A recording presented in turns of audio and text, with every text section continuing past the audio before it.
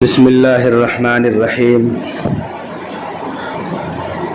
الحمد للہ رب العالمین والعاقبۃ للمتقین والصلاة والسلام علی شمس الہدایۃ خیر البریہ سید الانبیاء والمرسلین وعلی آلہ واصحابہ اجمعین اعوذ باللہ من الشیطان الرجیم بسم اللہ الرحمن الرحیم وَإِن تَعُدُّوا نِعْمَةَ اللَّهِ لَا تُحْصُوهَا وعن ابن عباس رضی اللہ تعالی عنہ قال قال رسول اللہ صلی اللہ علیہ وسلم لرجل وهو يعظه اغتنم خمسا قبل خمس شبابك قبل هرمك وصحتك قبل سقمك وغناءك قبل فقرك وفراغك قبل شغلك وحیاتک قبل موتک او کما قال علیہ الصلاۃ والسلام۔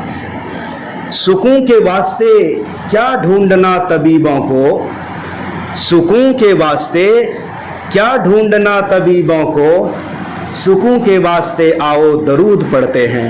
اللہم صلی علی محمد وعلی آل محمد کما صلیت علی ابراہیم وعلی آل ابراہیم انک حمید مجید۔ اللہم بارک علی محمد وعلی آل محمد کما بارکت علی ابراہیم وعلی آل ابراہیم انک حمید مجید۔ عربی کا ایک مقولہ ہے الوقت اثمن من الذهب والفضہ، ٹائم سونے چاندی سے زیادہ قیمتی چیز ہے۔ انسان سونا چاندی کما سکتا ہے مگر سونا چاندی خرچ کر کے گزرا ہوا ایک پل واپس نہیں لا سکتا، لہذا وقت سونے سے زیادہ قیمتی ہے۔ گزرے ہوئے پل میں، اوقات میں، ٹائم میں ہم سے جو غلطی ہو گئی اس کا مداوع ہم نہیں کر سکتے، لہذا اللہ تبارک و تعالی نے بھی وقت اور ٹائم کی اہمیت کو اجاگر کرتے ہوئے زمانے کی قسم کھائی۔ اللہ نے وقت کی قسم کھائی، فرمایا والعصر، قسم ہے زمانے کی۔ اللہ نے سورج کی قسم کھائی، چاند کی قسم کھائی، والشمس وضحاها والقمر اذا تلاها۔ اللہ نے ستاروں کے نکلنے اور ڈوبنے کی قسم کھائی۔ ان کا خلاصہ یہ ہے کہ ان تمام کے حرکات سے ٹائم ٹیبل بنتے ہیں اور چینج ہوتے ہیں۔ اس کی اہمیت کے پیش نظر کہ اللہ جب کسی چیز کی قسم کھائے تو وہ چیز بڑی قابل اہمیت اور بہت بڑی دولت ہوتی ہے۔ پیارے آقا صلی اللہ علیہ وسلم کی عادت شریفہ تھی کہ آپ کبھی مجمع کو نصیحت کرتے تھے اور کبھی کسی خاص شخص کو نصیحت کرتے تھے۔ چنانچہ عبداللہ ابن عباس رضی اللہ تعالی عنہما فرماتے ہیں کہ پیارے آقا صلی اللہ علیہ وسلم نے ایک شخص کو بٹھا کر وصیت فرمائی اور 5 انمول ہیرے دیے۔ یہ باتیں سونے کے پانی سے لکھنے کے قابل ہیں، بلکہ سونے کے پانی نہیں، یہ وہ باتیں ہیں جو دلوں پر لکھنے کے قابل ہیں۔ آقا نے فرمایا اغتنم خمسا علی خمس، 5 کو 5 سے پہلے غنیمت سمجھو، جب وہ 5 آ جائیں گی تو پہلے والی 5 ختم ہو جائیں گی۔ ان 5 کو آنے سے پہلے ان 5 کو غنیمت سمجھو۔ آقا نے فرمایا پہلی چیز شبابک قبل حرمک، بڑھاپا آنے سے پہلے جوانی کو غنیمت سمجھو۔ پہلا انمول ہیرا اور موتی آقا نے دیا، قول زر دیا، جوانی کو بڑھاپے سے پہلے غنیمت سمجھو۔ اچھا، یہ چیزیں بیان سے نہیں سمجھایا جا سکتی، یہ فیلنگ نہیں آ سکتی۔ یہ بوڑھوں سے پوچھو کہ جوانی کی کیا قیمت ہے۔ اچھا، جوانی کہتے کسے ہیں؟ شباب، شاب یہ عربی کا لفظ ہے، اس کا معنی آتا ہے جوان. 15 سال کی عمر سے لے کر 40 سال کی عمر تک انسان جوان رہتا ہے. وہ چھوڑ دو جو لوگ کہتے ہیں کہ مرد اور گھوڑا کبھی بوڑھا نہیں ہوتا، افسانہ ہے یہ. جوان 15 سال کی عمر سے لے کر 40 سال کی عمر تک ہے. ابھی 2 سال میری باقی ہے، جوان ہوں. یہ وہ 25 سالہ دور ہے نا، کچھ بھی آپ کر سکتے ہو. جتنی خوبیاں ہیں، جتنے کمالات ہیں انسان کے بدن کے اندر، وہ سارے عروج پر ہوتے ہیں، سارے عروج پر ہوتے ہیں.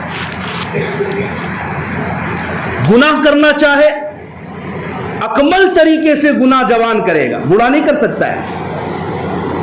کوئی نیکی کرنا چاہے اعلیٰ اور اکمل اور احسن طریقے سے جوان آدمی کرے گا.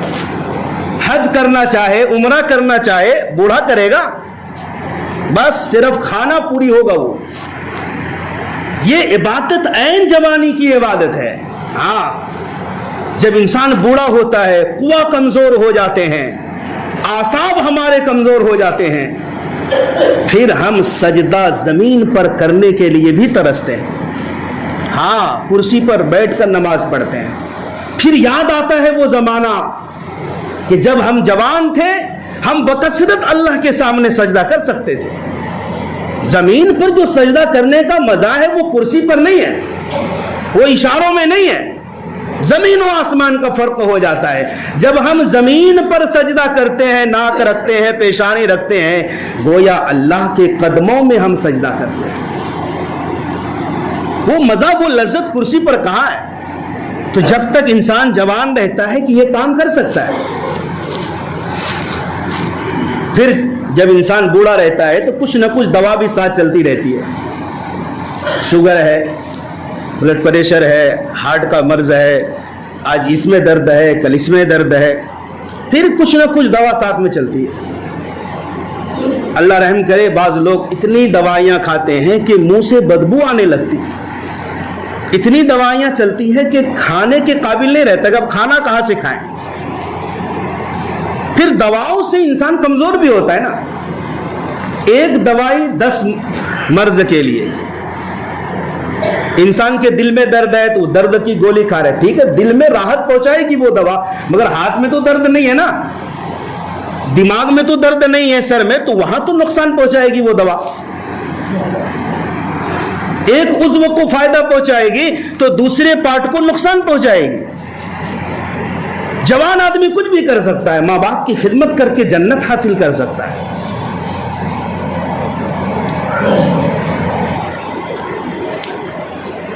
ہمارے کچھ گناہوں کی سزا بھی ساتھ چلتی ہے. ہمارے کچھ گناہوں کی سزا بھی ساتھ چلتی ہے. اب ہم تنہا نہیں چلتے، دوا بھی ساتھ چلتی ہے. اور ابھی زندہ ہے ماں میری، مجھے کچھ بھی نہیں ہوگا.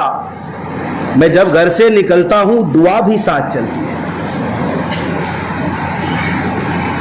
ایک شاعر کہتا ہے، در جوانی توبہ کردن شیوہ پیغمبری، وقت پیری گرگ ظالم می شبت پرہیزگار. جنگل کا راجا شیر اور بھیڑیا جب وہ بوڑھا ہو جاتا ہے نا تو وہ بھی متقی پرہیزگار بن جاتا ہے کہ بھائی اب شکار نہیں کر سکتے، اب کونے میں بیٹھ جاؤ، جوانی گئی. اور جوانی میں عبادت کرنا پیغمبروں کا طریقہ ہے، جیسا کہ یوسف علیہ السلام نے کیا. بھرپور جوانی ہے، گناہ دعوت دے رہا ہے اور گناہوں کی طرف رغبت اور مائل کر رہا ہے، لیکن اپنی بھرپور جوانی میں گناہوں کے قریب نہیں گئے، بلکہ کہا انی معاذ اللہ، میں اللہ کی پناہ میں آتا ہوں. جوانی میں عبادت کرنا پیغمبروں کا طریقہ ہے. اگر ایک شخص جوانی میں عبادت نہیں کیا اور بڑھاپا آ گیا اور مسجد کا کونا پکڑ لیا تو اس نے کوئی تیر نہیں مار دیا. ہاں، آپ نے انمول وقت کو کھو دیا ہے. ہاں، انمول وقت کو کھو دیا. ہر عبادت احسن طریقے سے ہو سکتی ہے. یہ جو 25-30 سالہ دور ہے بڑا انمول دور ہے. جوانی کی عبادت. انسان چاہے لوگوں کی مدد کرنے کے لیے اور مریضوں کی عیادت کے لیے پیدل چل سکتا ہے, بھاگ کر جا سکتا ہے جوانی میں, بڑھاپے میں تو چند قدم چلنا بھی مشکل ہو جاتا ہے. جوانی میں لمبے لمبے سجدے کرو نا, قیام کرو, تہجد پڑھو, نماز نوافل ادا کرو. بڑھاپے میں نہیں ہو سکتا. تو بڑھاپا آنے سے پہلے, اور آئے گا بڑھاپا, ایسا کوئی بوڑھا دنیا میں نہیں جو کبھی جوان نہ تھا. ہر بوڑھا پہلے جوان تھا. اب اپنے گریبان میں جھانک کر دیکھو کہ ہماری جوانی کیسے گزری ہے. عبادت و ریاضت میں, رب کی فرما برداری اور اطاعت میں, یا رب کی نافرمانی میں, اللہ کے رسول کو دکھا کر یا اللہ کے رسول کے دل کو خوشی پہنچا کر ہماری جوانی گزری ہے. تو جوانی کو غنیمت سمجھو. آج جوانوں کی جوانی کہاں گزر رہی ہے؟ رات میں 1 بجے 2 بجے رات میں ہمارے جوان سوئیں گے اور 12 بجے دن میں اٹھیں گے. غیر مسلموں سے بدتر ہمارے جوانوں کی راتیں گزرتی ہیں. ہمارے برادران وطن جو ہندو بھائی ہیں, ہماری راتیں ان سے بھی گئی گزری ہو گئی ہے. وہ لوگ اتنی بے حیائیوں میں اور گپ شپ میں اور شب بیداری میں اپنے جوانوں کے راتوں کو نہیں گزارنے دیتے. ان کے جوان شب میں جلدی سوتے ہیں اور دن میں جلدی اٹھتے ہیں, برخلاف ہمارے جوانوں کے کہ رات آدھی سے زیادہ گزر جاتی ہے اور دن میں سوئے پڑے رہتے ہیں. پھر کہتے ہیں برکت نازل نہیں ہوتی, گھروں میں نحوست نازل ہوتی ہے. ہماری فجر کہاں جاتی ہے؟ موبائلوں میں, پب جی میں اور ویڈیو گیمز میں ہمارے جوانوں کی راتیں گزر جاتی ہیں. چائے خانوں میں ہمارے نوجوان ہیں, غیر مسلموں کے نہیں. ہوٹل ہمارے جوانوں سے آباد ہیں, غیر مسلموں کے جوانوں سے نہیں. ہماری جوانی وہاں گزر رہی ہے. اے کاش ہمارے جوانوں کی جوانی رب کی اطاعت میں اور مصطفیٰ کے دربار میں اور رب کی چوکھٹ پر گزرتی. کسی خاکی پہ مت کر خاک اپنی زندگانی کو, جوانی کر فدا اس پر کہ جس نے دی جوانی. پہلی چیز شباب کا قبل حرمک, بڑھاپے سے پہلے اپنی جوانی کو غنیمت سمجھو. نمبر 2 وصحتک قبل سقمک, بیماری آنے سے پہلے اپنی صحت کو غنیمت سمجھو. ہاں, بیماری آنے سے پہلے اپنی صحت کو غنیمت سمجھو. انسان کب بیمار ہو جاتا ہے, کب موت آئے گی اس کا بھی علم کسی کو نہیں, کب انسان کس بیماری میں مبتلا ہوگا اس کا بھی علم نہیں. کسی کو بھی بیماری لاحق ہو سکتی ہے. ارے ان بیماروں سے جا کے پوچھو جو ہسپتال میں زیر علاج ہیں, جو ایڈمٹ ہیں اسپتالوں میں, پوچھو جا کر کہ صحت کی دولت کیا ہوتی ہے, کیا ہوتی ہے صحت کی دولت.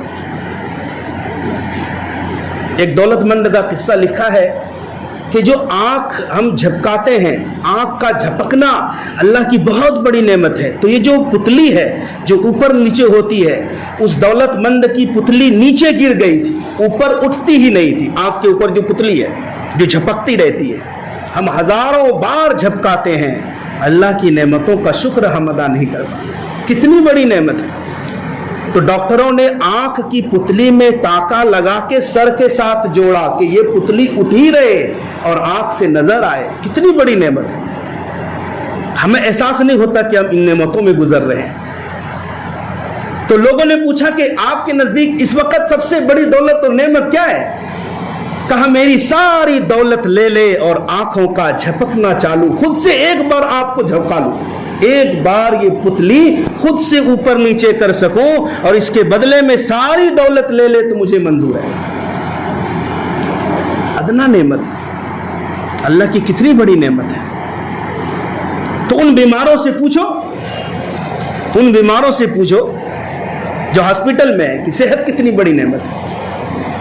ارے جب تک انسان بیمار نہیں, صحت اور تندرستی ہے, انسان اللہ کی عبادت کرے, ہر قسم کی نیکیاں کرے, اپنے مولا کو راضی کرے, پروردگار اور پیدا کرنے والے کو پہچانے. جب بیمار ہو جاؤ گے تو صحت کا زمانہ یاد آئے گا. اور کچھ بھی نہیں کر سکو گے، ہاں ہاتھ ملتے رہ جاؤ گے۔ وصحتک قبل سقمک، بیماری سے پہلے اپنی جوانی کی قدر و قیمت کو پہچانو۔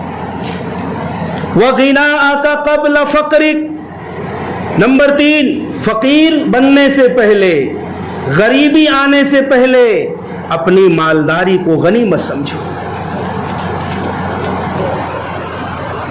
کیونکہ کسی انسان نے اللہ سے لکھوا کر نہیں آیا کہ زندگی بھر دولت ساتھ چلے گی، زندگی بھر دولت ساتھ نہیں چلتی ہے، یہ تو رب کی تقسیم ہے، کسی کو کچھ دیا، کسی کو کچھ دیا، کسی کو زیادہ دیا، کسی کو کم دیا، کوئی کمال نہیں انسان کا۔ یہ تو قارون والی صفت ہے کہ قارون کہا کرتا تھا یہ تو میرے ہاتھ کی کمائی ہے، میں نے خود کمایا ہے، میں زکوٰۃ نہیں دوں گا، غریبوں کی مدد نہیں کروں گا، یہ میں نے اپنے دماغ سے کمایا ہے۔ حالانکہ وہ بھول بیٹھا تھا دنیا میں بڑے بڑے اعلیٰ دماغ والے اور بڑے بڑے خوبصورت انسان غریبی میں مبتلا ہے اور فقیری اور افلاس میں مبتلا ہے، لکھوا کے نہیں لایا کوئی، رب کی تقسیم ہے۔ ہاں تو جب تک کچھ نہ کچھ پیسے ہیں نعمتوں کا شکر ادا کرو، فقیر بننے سے پہلے اللہ کی راہ میں خرچ کر ڈالو، کچھ وہاں کے لیے بھی بنا لو۔ کا انسان کہتا ہے میرا مال میرا مال میرا مال، حالانکہ ان کے مال میں سے صرف 3 چیزیں ہیں، باقی سب وارثوں کا ہے، جو کھا لیا وہ اس کا ہے۔ تو کھانے میں کیوں کنجوسی بھائی؟ اللہ نے دیا ہے، وسعت دی ہے، اچھے سے اچھا کھاؤ، رب کا شکر ادا کرو، کیونکہ جو کھا لوگے وہی تمہارا ہے، اور جو پہن لیا پہن کے پرانا کر دیا وہ بھی تمہارا ہے۔ جب اللہ نے مال دیا ہے کھاؤ اور پہنو، ظاہر بھی ہونا چاہیے نا، یہ بھی نہ شکری علماء نے لکھا ہے کہ اللہ نے خوب دیا ہے اور فقیروں جیسا ڈریس پہن رہے ہو۔ اللہ نے وسعت دی ہے، کھاؤ بھی اچھا پہنو بھی اچھا، تاکہ رب کا شکر اظہار بھی ہو جائے اس میں، اور جو تم نے اللہ کی راہ میں خرچ کر دیا وہی تمہارا ہے، ان 3 کے علاوہ تمہارا ہے ہی نہیں، وہ تو دوسروں کا ہے، وارثوں کا ہے، تم محافظ بنے بیٹھے ہو۔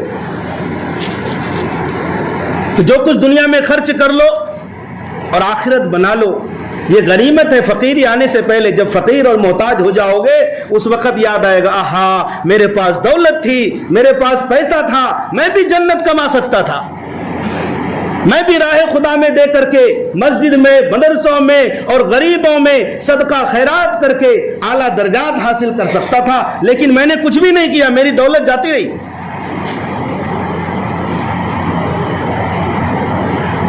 جب دولت آتی ہے سرکشی ساتھ لاتی ہے، انسان مغرور ہو جاتا ہے،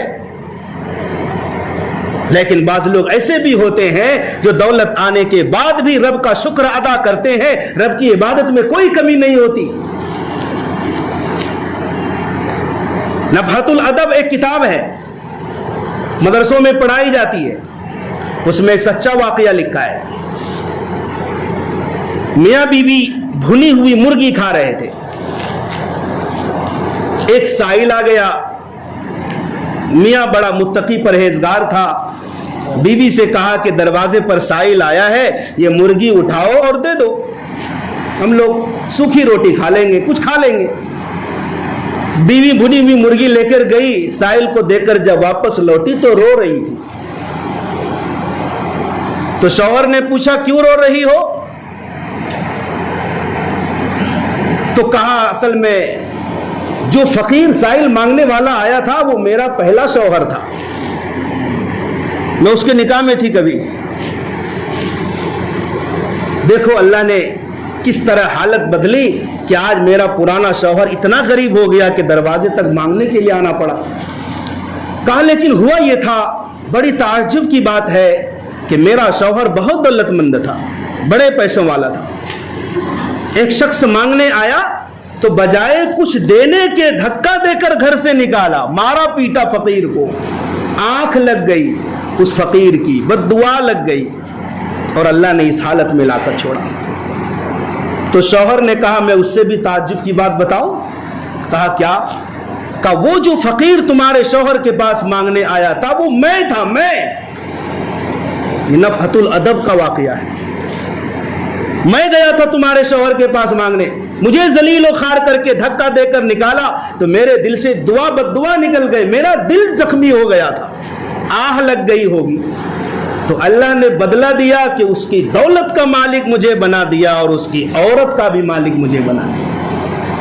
غرور مت کرو، کسی کو دینا ہے تو دے دو، ورنہ احسن طریقے سے معافی کرا لو.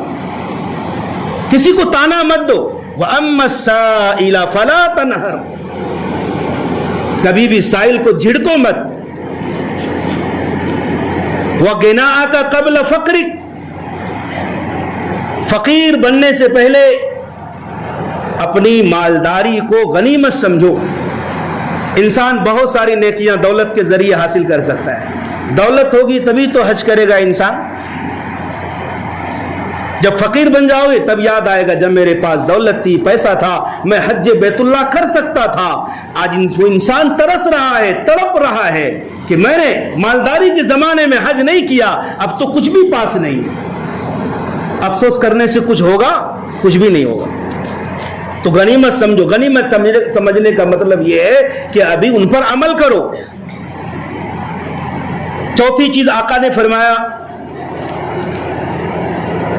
وَفَرَاغَكَ قَبْلَ شُغْلِكَ، مشغول ہونے سے پہلے، مصروف ہونے سے پہلے، بیزی ہونے سے پہلے اپنے فراغت کے زمانے کو غنیمت سمجھو. آج فری ہو، آج آپ کے پاس ٹائم ہے، ہو سکتا ہے کل ٹائم نہ ملے، کل تجارت میں، کل بیوی بال بچوں میں لگ جاؤ. آج اللہ نے ٹائم دیا ہے، موقع دیا ہے تو کچھ کر گزرو، ورنہ ایسا ہو سکتا ہے کہ تم یاد کرو گے کہ میرے پاس ٹائم ہوا کرتا تھا، میرے پاس وقت ہوتا تھا، میں فارغ ہوتا تھا، کوئی زیادہ کام نہیں ہوتا تھا، میں نے اپنے مولا کو راضی نہیں کیا، سجدے نہیں کیے رب کے حضور میں. لیکن آج تو ٹائم ہی نہیں ہے. آپ نے بہت سے ایسے لوگوں کو دیکھا ہوگا کھانے تک کا ٹائم نہیں ملتا ہے، کھانے کا ٹائم نہیں، اتنا مصروف ہے تجارت میں اور چیزوں میں. تو جب تک فرصت ہے کچھ نہ کچھ. معروف کرکی رحمت اللہ علیہ ایک بہت بڑے بزرگ گزرے ہیں. وہ ایک مرتبہ نائی کی دکان پر گئے اور خط بنوا رہے تھے، مونچھ کٹوا رہے تھے. تو نائی نے کہا کہ آپ جو زبان ہلا رہے ہیں اس کو بند کیجئے، نہیں تو مونچھ کٹے گی نہیں صحیح سے، خط نہیں بنے گا. کہا بھائی تم اپنا کام کر رہے ہو، میں اپنا کام کر رہا ہوں، میں رب کی تسبیح بیان کر رہا ہوں، بہت اچھا کہ تم تو اپنا کام کیے جا رہے ہو، میں اپنا کام چھوڑ دوں. ایسے اللہ والے گزرے ہیں کہ ایک ایک لمحے کو قیمتی بنا رہے تھے. جنت میں جانے کے بعد جنتیوں کو کسی چیز کا افسوس نہیں ہوگا سوائے اس گھڑی کے جو اللہ کی یاد کے بغیر دنیا میں گزری ہو. جنت میں درجات ہیں، درجات، کروڑوں درجات ہیں، اعمال کے مطابق درجات ہیں. ایسا نہیں کہ سب کو ایک ہی درجے میں رکھیں گے. کسی کا عمل زیادہ ہے تو اوپر والے درجے میں، اعمال کم ہے تو نیچے والے درجے میں. آنا جانا ہوگا. جب نیچے والے لوگ اوپر جائیں گے تو اوپر والوں کو جو نعمتیں ملی ہوں گی تو پتہ چلے گا انہوں نے اللہ کی یاد زیادہ کی تھی، اللہ نے آج نعمتیں زیادہ کی ہیں، دی ہیں. اس وقت افسوس ہوگا کہ ہم دنیا میں تھے، کاش ہم ایک مرتبہ، یا کاش اللہ کی یاد میں ہماری زندگی گزرتی. پانچویں اور آخری چیز، پیارے آقا صلی اللہ علیہ وسلم نے فرمایا وَحَيَاتَكَ قَبْلَ مَوْتِكَ، اپنی زندگی کو اپنی موت سے پہلے غنیمت سمجھو. جب تک زندگی ہے، چاہے بیماری میں ہی کیوں نہ ہو، زندگی تو ہے، زندگی تو ہے، اس میں تو رب کی تسبیح بیان کر سکتا ہے، اس میں بھی اللہ کی عبادت کر سکتا ہے. جب زندگی ختم ہو جائے گی تو انسان کے اعمال کا جو رجسٹر ہے وہ بند کر دیا جائے گا، اب اس میں اضافہ نہیں ہوگا، جتنا کر لیے کر لیے. اسی لیے ایک بزرگ کے بارے میں آتا ہے کہ انہوں نے خواب میں دیکھا، اب وہ کشف والے تھے، کشف القبور سے تعلق رکھتے تھے. تو ایک صاحب کو دیکھا کہ قبر میں نماز پڑھ رہے ہیں، تلاوت کر رہے ہیں. کہا بھائی آپ یہ خواب کا معاملہ تھا. کہ میں نے اللہ سے دعا کی تھی کہ میں دنیا میں جس طرح تلاوت قرآن کرتا تھا قبر میں بھی کروں. کہا کتنے قرآن مکمل کے؟ کہا 70,000. 70,000 قبر میں قرآن مکمل کیے. وہاں کھانا پینا تو ہے نہیں, استنجا پخانا تو ہے نہیں, کہیں جانا ہونا تو ہے نہیں, تو پڑھنا ہے 70,000 قرآن. کہا بتاؤ 70,000 قرآن پڑھنے کے باوجود ایک بھی نیکی نہیں ملی ہے, کیونکہ وہ عمل کی جگہ نہیں ہے, کمانے کی جگہ نہیں ہے, وہ بدلے کی جگہ ہے. کہا تم ایک بار اگر سبحان اللہ پڑھو گے تم کو جو ثواب ملے گا وہ ایک سبحان اللہ کا ثواب دے دو, میں 70,000 قرآن کا ثواب دے دیتا ہوں. سوچو بھائی, عبداللہ ابن عمر رضی اللہ تعالیٰ عنہ ایک قبر کے پاس سے گزرے, سواری سے نیچے اترے, 2 رکعت کی نماز کی نیت باندھی, 2 رکعت نماز پڑھی. تو لوگوں نے کہا کہ حضرت یہ تو قبر ہے بغل میں, آپ نے یہاں نماز کیوں پڑھی؟ کہا مجھے ایک حدیث یاد آ گئی. پیارے آقا صلی اللہ علیہ وسلم فرمایا کرتے تھے جب انسان قبر میں چلا جائے گا وہ تمنا کرے گا کاش 2 رکعت نماز پڑھنے کا موقع دے دیا جائے. آج عبداللہ ابن عمر کے پاس موقع ہے, زندگی ہے, سانس چل رہی ہے, لہذا میں نے غنیمت سمجھا اور اس حدیث پر عمل کر لیا کہ میں تو زندہ ہوں, میں پڑھ سکتا ہوں, قبر میں جانے کے بعد کوئی پڑھ نہیں سکتا. لہذا زندگی ہے جب تک سانسیں چل رہی ہے غنیمت سمجھو, کچھ نہ کچھ کر لو کچھ نہ کچھ, ورنہ جب انسان کی سانسیں بند ہو جائیں گے کچھ بھی نہیں ہو سکے. اللہ تبارک و تعالی ان 5 باتوں پر ہم سب کو عمل کرنے کی توفیق عطا فرمائے.